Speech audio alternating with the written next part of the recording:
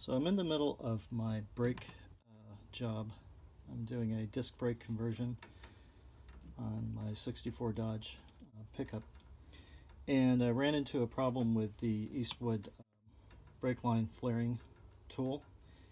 If you're not familiar with this tool, there are a number of videos online that you can watch. Eric, the car guy, probably has the best demonstration of this tool. So anyways, I'm using nickel copper line, which is very pliable and soft. So I'm kind of building my own lines here, and halfway through the job, and I started having problems with the quality of the fittings that I was creating. So I will show you sort of a decent, see if I can zoom in here. So that's an example of a decent fitting, nice and soft, round edges there. And this is a 3/16 inch line with 3/8 24 fittings there. And the problem I was having, and I don't know if I can show this, here's one that I cut off, but you can kind of see I started getting this result, and at first I thought maybe I wasn't preparing the line properly, but I figured out what my problem is. Let me crank this down. So this has just making sure that this enters the block straight, and and so I'll just tighten it down, just making sure that it's straight in there. And you don't have to go very hard, it just holds it in place.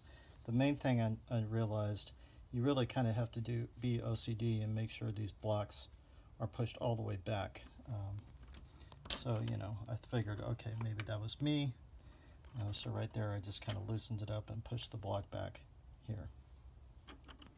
But anyway, so it's snugged down, and this line is in there.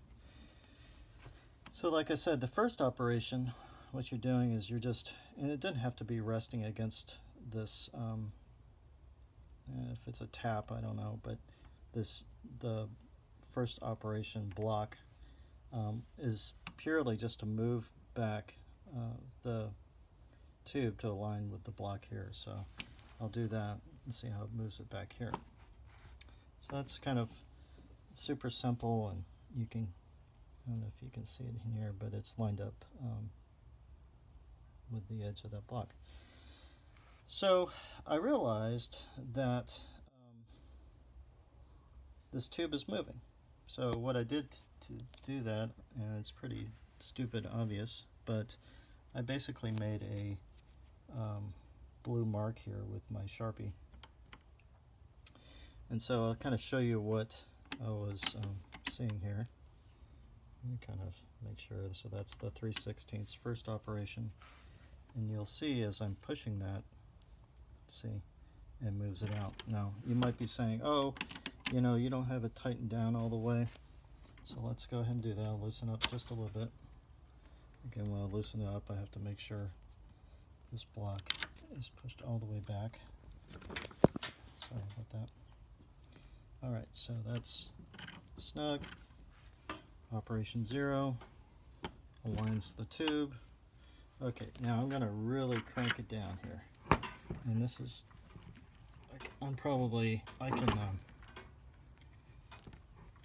put about 200 pounds of pressure on that.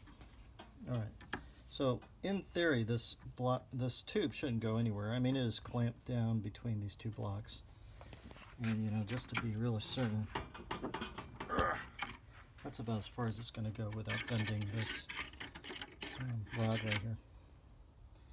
And first operation, 3/16, and you see it moves. So obviously I'm not going to get a very good result if that tube is moving. So what I'm going to do here is I'm going to Sorry, I really had it tight there.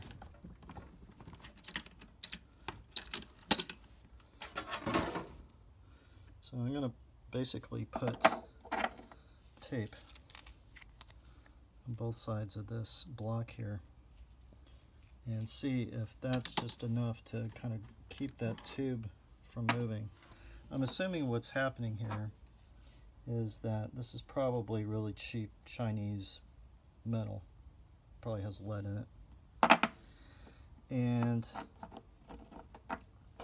over time, as that tube is going back and forth, and I tried, and you know, full disclosure, I tried flaring a couple of stainless steel tubes, but they just did not come out correctly. And I thought maybe, well, maybe that's me, or maybe the tool can't handle stainless steel tube. But after seeing the results here with the nickel copper, I'm pretty sure what was happening is because it was so hard to press the flare in, it was pushing the tube out, and I just didn't realize the brake line was moving up past the end of the block here. So kind of disappointing. These really aren't doing their job, which is to hold the brake line in place as it's flaring. And I'm hoping that what I can do is kind of build up or reduce the size of this channel here by putting in this tape. All right, so notice I try to just kind of mark that up. It doesn't have to be perfect. So I can just see if that blue line travels on the first operation. This is about as tight as I can go without feeling like I'm going to bend this arm here. So I'm certain that's pretty freaking tight. Yeah, already it feels like I put enough pressure on there, and that did not move whatsoever. And so again, the first operation is locating this. First one is creating the flare, second one creating the bubble. Yeah, I can already tell. There's a lot more pressure on that. All right. Now, this is a workaround. Still not very happy with Eastwood on the quality of this product, but and check that out. See, I don't know if you can see that, but that is a fairly nice rounded fitting end. So there you have it,